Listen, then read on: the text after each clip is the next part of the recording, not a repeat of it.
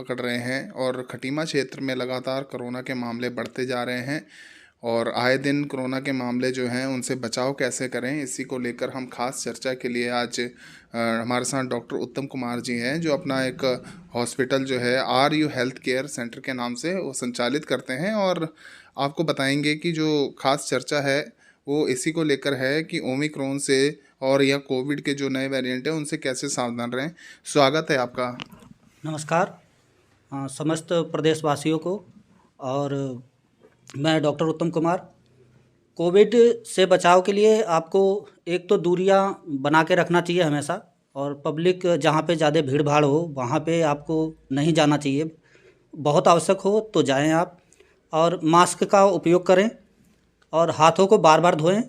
और आपको जैसे सर्दी होती है, खांसी होता है, बलगम जुखाम या बेचैनी, हाथ पैर में दर्द, पेट में दर्द, ऐसी कोई समस्या होती है तो आप अपने नज़दीकी डॉक्टर के पास तुरंत संपर्क करें और उनसे राय लें, परामर्श लें, और ज़्यादा से ज़्यादा भीड़ भाड़ से बचाव करें। और कहीं खुले जगह या पब्लिक के स्थान पे आपको ऐसे थूकना नहीं है, कहीं पे थूक से बचाव करना है, मतलब जो थूके वहाँ से आप दूरी बना लें।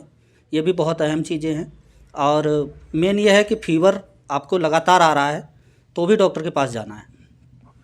सबसे ज़्यादा मेन उपाय जो है, आपको कहीं सार्वजनिक जगहों पर थूकना नहीं है। और डॉक्टर साहब, जो ओमिक्रॉन के जो वेरिएंट है उसके लक्षण जो हैं नए सिरे से जो हैं उसके बारे में काफ़ी एडवाइजरी जारी की जा रही है, तो क्या क्या लक्षण उसके ऊपर के आते हैं? उसमें एक तो फीवर आना, फीवर के साथ साथ बलगम आना, बेचैनी होना, सांस फूलना, और ऑक्सीजन लेवल कम हो जा रहा है। और ओमिक्रॉन में पेट में दर्द भी हो रहा है, पेट में, पैर में दर्द, ऐसे सारी समस्या आ रही हैं। तो ऐसे लक्षणों में तो अपने आप को स्वयं बचाव करें, गर्म पानी का यूज करें। और इस समय ठंड का दिन है तो उससे भी बचाव करेंगे। नॉर्मल वायरल भी चल रहा है इसमें, तो उससे भी बचाव करिएगा। मेन है आपका थकान आना, फीवर आना, सर दर्द होना, पेट में दर्द होना और पैरों में दर्द होना, और बहुत बेचैनी होना, कमजोरी सा लगना, ये सब सारे लक्षण हैं।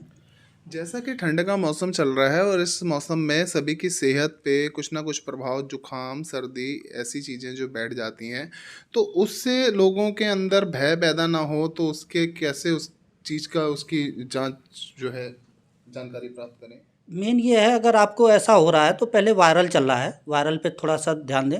वायरल एक व्यक्ति से दूसरे में फैलता है। परिवार में अगर एक व्यक्ति को हो रहा है तो वो अपना तावल हो, साबुन हो, और क्या कहते हैं जो रुमाल होती है, रुमाल वगैरह, ये एक दूसरे में आमंत्रित ना करें, मतलब एक दूसरे का यूज ना करें। ये मेन बचाव है। और डॉक्टर्स के पास जाएं, परामर्श लें उनसे, मतलब ऐसा हो रहा है, हल्की फुल्की दवाइयों से ही ठीक हो जा रहे हैं, ऐसा कोई दिक्कत नहीं है। लेकिन अगर ज़्यादा ही आपको हो रहा है, 5 दिन 7 दिन होने लग रहा है, तो आप तुरंत सीनियर डॉक्टर को दिखाएं और जांच वगैरह कराएं। जांच में फिर कंफर्म हो जाएगा आपको, लेकिन घबराने की कोई ज़रूरत नहीं है, इतनी बड़ी बीमारी नहीं है, आप आराम से ठीक हो जाएगा।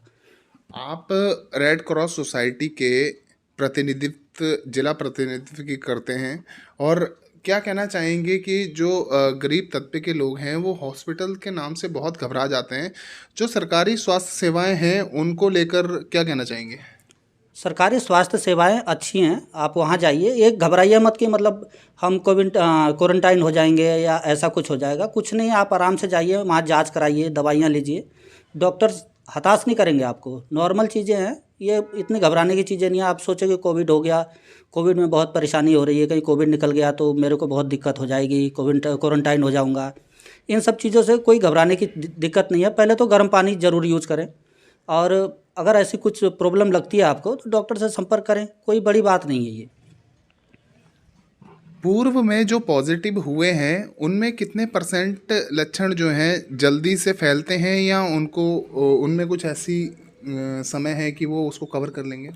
नहीं, ऐसा नहीं है, मतलब पॉजिटिव आ रहे हैं, ओमिक्रॉन भी पॉजिटिव आ जा रहा है, वो भी पॉजिटिव आ जा रहा है, लेकिन ऐसे घबराने की समस्या नहीं है। और कुछ परसेंटेज निकल रहा है उसमें कोविड, लेकिन उससे कोई ऐसी प्रॉब्लम नहीं आ रही है, क्योंकि इम्यूनिटी सिस्टम बूस्ट कर ही दे रहा है। इंजेक्शन जो कोविड के लगे हैं, जिसके 2 इंजेक्शन लगे हैं, उसको भी जांच करा लेनी चाहिए, वैसे समस्या नहीं है। और पहले लोग घबरा गए थे पहले उसमें, लेकिन अब उतनी घबराहट नहीं है लोगों के अंदर, लोग जागरूक भी हो रहे हैं, और जागरूक होना चाहिए लोगों को, परिवार में एक दूसरे को जागरूकता फैलानी चाहिए।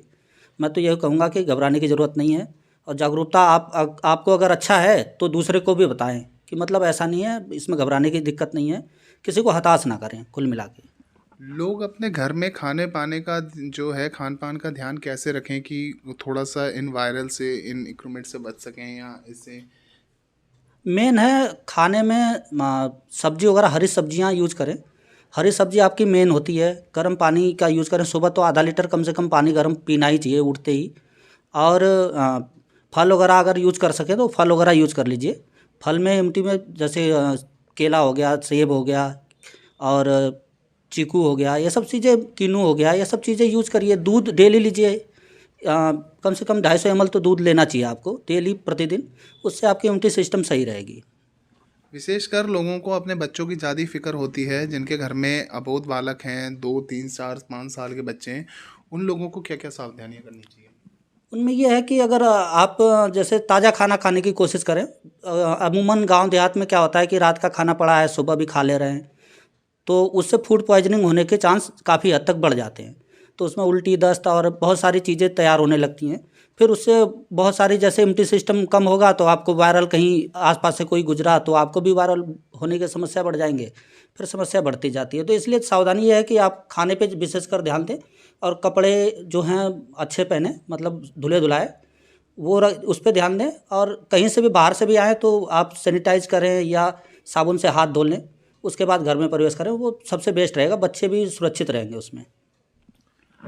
अब बात आती है बुजुर्गों की। जो बुजुर्ग होते हैं वो भी कहीं ना कहीं बीमारियों से ग्रसित होते हैं। कुछ ऐसे बुजुर्ग भी होते हैं जो घर में किसी का इलाज चल रहा है या कुछ है, तो उनको उनसे कैसे अपना हाँ हाँ, बुजुर्ग व्यक्ति के लिए ये है कि अगर उनको बलगम आ रहा है तो स्पूटम जांच होती है, वो गवर्नमेंट हॉस्पिटल में होती है, आप वहाँ करा लें। अगर 7 दिन 8 दिन 10 दिन से ज़्यादा है, आपको बलगम आ रहा है, तो तुरंत जांच करा लेनी चाहिए।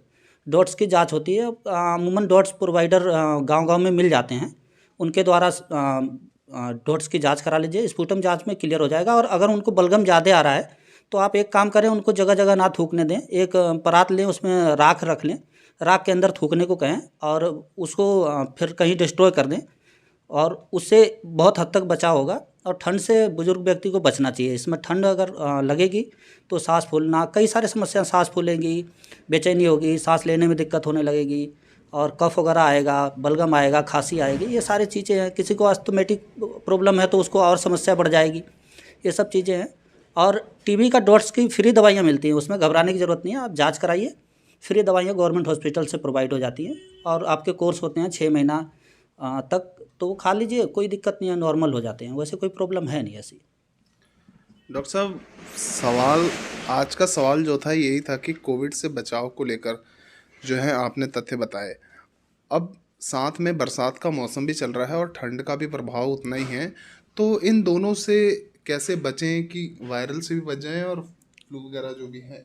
देखिए, इसमें बरसात में फ्लू सबसे ज़्यादा, फ्लू फैलने का कारण होता है फंगस। जैसे नमी बिस्तर में आई या कपड़े नमी वाले पहन रहे हैं तो उसमें फंगस पनपने के उम्मीद ज़्यादा बढ़ जाती है। तो फंगस से पहले बचाव के लिए कि आपको धूप हो तो धूप दिखाएं, बिस्तर को धूप में डेली कोशिश करें डालने को। अगर बारिश हो रही है तो आप हो सके तो चादर पर प्रेस मार दें, उससे फंगस से बहुत बचाव हो जाएगा आपका। और वो जो तकिया है, तकिया की खोल को आपको धो लेना चाहिए। धोने के बाद उसको प्रेस लगा दें अगर सीलन आ रही है तो उससे भी बचाव होगा। और उससे काफ़ी हद तक फंगस, स्किन प्रॉब्लम और सारी चीज़ें, ये सब बचाव हो जाएगा। मेन है आपका फंगस से बचने के लिए नमी वाले जगह कम रहें। और हो सके तो जैसे बुजुर्ग हैं उनको जहाँ पे सुबह की रोशनी आती हो कमरे में, उस वाले कमरे में रखना चाहिए। जिसको जैसे सर्दी जुकाम खांसी है और हवादार खिड़कियाँ हों जहाँ पे, वैसे जगह रखें। सुबह की धूप लेना बहुत ज़रूरी है हर व्यक्ति को। बस इतना करें और उससे कोई दिक्कत होने वाली नहीं है, फिलहाल नॉर्मल रहेंगे। हमारे साथ खास बातचीत के लिए डॉक्टर उत्तम कुमार थे, जो अपना आर्यू हेल्थ केयर सेंटर के नाम से अपना हॉस्पिटल भी संचालित करते हैं। और ख़ास स्वास्थ्य संबंधी सलाह के लिए हम आज इनके पास पहुंचे थे। और अपने घर में बच्चों का खास ख्याल कैसे रखें और बुजुर्गों का कैसे रखें, बाकी ठंड के मौसम में, बरसात के मौसम में अपना बचाव कैसे करें, इसके लिए खास पेशकश लेके आए थे। और आगे भी ऐसी ही पेशकश हर हफ्ते। हमारे YouTube चैनल को सब्सक्राइब करें और बेल आइकन दबाना ना भूलें।